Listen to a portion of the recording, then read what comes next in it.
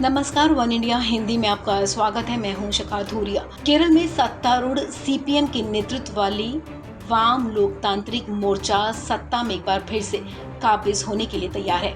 LDF को 99 सीटों पर जीत मिली है, तो वहीं यूडीएफ को 41 सीटों पर संतोष करना पड़ा, जबकि एनडीए को एक भी सीट नहीं मिली है। या यूं कहें कि केरल में बीजेपी का सुपड़ा साफ हो गया है। केरल विधानसभा चुनाव में कम से कम 35 सीटें जीतने का दावा करने वाली एनडीए अपनी एकमात्र नेमोम सीट भी नहीं बचा पाया और मेट्रोमैन के नाम से प्रसिद्ध ई श्रीधरन और पार्टी की राज्य इकाई के प्रमुख के सुरेंद्रन समेत उसके सभी बड़े उम्मीदवारों को हार का सामना करना पड़ा। केरल की राजधानी स्थित नेमोम सीट पर पुनः जीत हासिल करने की जिम्मेदारी मिजोरम के पूर्व राज्यपाल कुमानम राजशेखरन के कंधों पर थी, लेकिन वो 2016 के विधानसभा चुनाव में जीत हासिल करने वाली पार्टी के नेता ओ राजागोपाल की तरह जादू चलाने में नाकाम रहे और उन्हें हार का सामना करना पड़ा। सत्तारूढ़ मार्क्सवादी कम्युनिस्ट पार्टी के नेता और वाम लोकतांत्रिक मोर्चा उम्मीदवार वी सिवन कुट्टी ने 3,949 मतों के अंतर से राजशेखरन को हराया। इससे पहले 2016 में सिवनकुट्टी को राजगोपाल ने मात दी थी।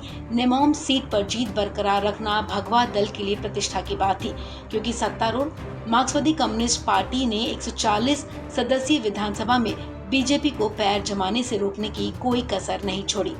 चुनाव से एक हफ्ता पहले ही मुख्यमंत्री पिनरई विजयन ने कहा था कि मार्क्सवादी कम्युनिस्ट पार्टी राज्य में बीजेपी की एकमात्र सीट को भी इस बार छीन लेगी।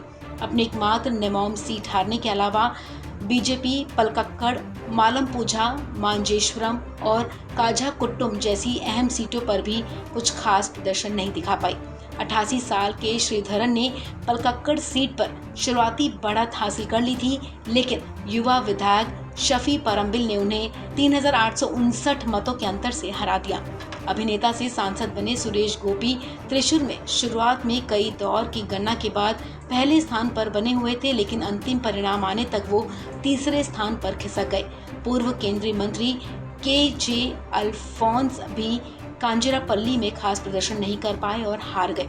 बीजेपी की राज्य इकाई के प्रमुख के सुरेंद्रन मांजेश्वरम और कोन्नी दोनों सीटों से हार गए, जिसके चलते पार्टी के लिए शर्मनाक स्थिति पैदा हो गई।